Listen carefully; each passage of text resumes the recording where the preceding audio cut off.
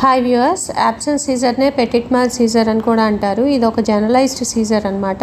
అంటే సడన్గా టెంపరీగా అవేర్నెస్ని కోల్పోతారు. Sudden and temporary loss of awareness జరుగుతుంది అనమాట. ఇది యూజువల్గా బ్రీఫ్, ఒక ఫ్యూ సెకండ్స్, ఒక ఎపిసోడ్ యూజువల్గా ఫ్యూ సెకండ్స్ నుంచి హాఫ్ ఎ మినిట్ వరకు ఉంటుంది. ఈ యాబ్సెన్స్ సీజర్ అప్పుడు పర్సన్ ఏంటంటే సడన్గా స్టేర్ చేస్తూ ఉంటారు, లేకపోతే వాళ్ళు చేసే మూమెంట్ని సడన్గా అలాగే కంటిన్యూ చేస్తారు అండ్ అన్రెస్పాన్సివ్గా ఉంటారు. మనం మాట్లాడుతుంటే వాళ్ళు రెస్పాండ్ అవ్వరు అనమాట. సో ఇవి యూజువల్గా కన్వల్షన్స్ కానీ సిగ్నిఫికెంట్ మూమెంట్స్ కానీ ఇందులో ఉండవు. జస్ట్ స్టేర్ చేస్తూ ఉండిపోతారు, లేకపోతే రిపీటెడ్గా చేస్తున్న మూమెంటే చేస్తూ ఉండిపోతారు. సపోజ్ ఒక చైల్డ్కి ఎవరికైనా యాబ్సెన్స్ సీజర్ వచ్చింది, సడన్గా స్టాప్ చేసేస్తారు, వాళ్ళు చేసే పనిని ఆపేసి అలా చూస్తూ ఉండిపోతారనమాట. సరౌండింగ్స్తో దే లూజ్ కాంటాక్ట్ అనమాట. ప్లస్ మనం చేయి కదిపినా, కాలు కదిపినా, మనం మాట్లాడినా మనతో పాటు మాట్లాడరు అనమాట. ఒక్కసారి సీజర్ అయిపోయిన తర్వాత దే రిజ్యూమ్ దేర్ యాక్టివిటీ అనమాట. ఇంతకుముందు ఏం పని చేస్తున్నారో అది చేస్తూ ఉంటారు. కనీసం వాళ్ళకి అది వచ్చిందని కూడా వాళ్ళకి తెలియదు అనమాట.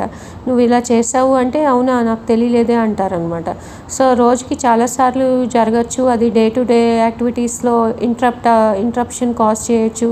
సో కొంతమంది పిల్లలకి క్లాస్ రూమ్స్లో సడన్గా రావచ్చు. సో దానివల్ల స్టడీస్ ఎఫెక్ట్ అవ్వచ్చు. సో యూజువల్గా 4 to 14 years ఆఫ్ ఏజ్లో వస్తుంది. కానీ అడల్ట్స్లో కూడా ఈ యాబ్సెన్స్ సీజర్స్ అనేవి చూస్తాం అన్నమాట. ఒక న్యూరాలజిస్ట్ అనే వాళ్ళు ఎవరన్నా మనం అలాంటి చిల్డ్రన్ కానీ అడల్ట్స్ని కానీ న్యూరాలజిస్ట్కి చూపిస్తే వాళ్ళు డయాగ్నోస్ చేసి ట్రీట్ చేస్తారనమాట. యూజువల్గా యాంటీ ఎపిలెప్టిక్ మెడికేషన్స్ ఇస్తారు. ఫర్దర్గా యాబ్సెన్స్ సీజర్స్ రాకుండా ఉండడానికి యాంటీ ఎపిలెప్టిక్ మెడికేషన్ అనేది అవసరం అన్నమాట. మెడికల్ స్టూడెంట్స్కి ఏంటంటే absence seizure symptoms and causes చదువుకోండి. What causes and absence seizure అని చదువుకోండి.